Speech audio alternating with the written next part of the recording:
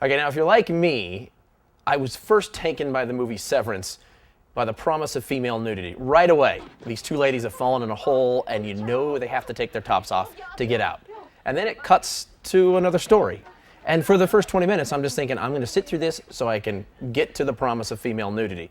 But the movie Severance is so good that I actually forgot about topless women and concentrated on the story.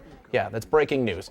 So it is, like a lot of people are saying, Office Space meets Deliverance. You've got the humor playing on the whole ridiculous office weekend getaway, you know, these team building adventures that office people take. I mean, hey, if nobody's going to make me go on a weekend getaway with the office, like the weekend is mine. I'm not going to go team building. I don't care who it is, all right? A bunch of Swedish models, maybe, but not with the office.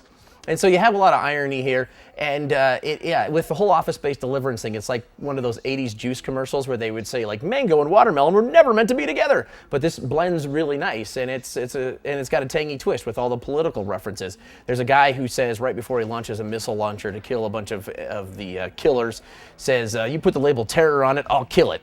So it kind of pulls in a lot of the recent news events with the war on terror. And you'll hear a lot in the news about weapons makers, maybe Lockheed Martin, I don't know, but they get a lot of government money. So they're playing on a lot of the stuff you see in the news with this fictional weapons maker, Palisade, and that's who's on vacation and ironically end up getting killed with some of the very weapons that they send out around the world to kill others. So I think even if you're not into slasher movies, you probably will enjoy this, but you got to be ready for blood. Don't be walking in thinking, oh, I so love Office Space, and I think Steve Carell is wonderful on NBC. No, because you're going to see some pretty gruesome things.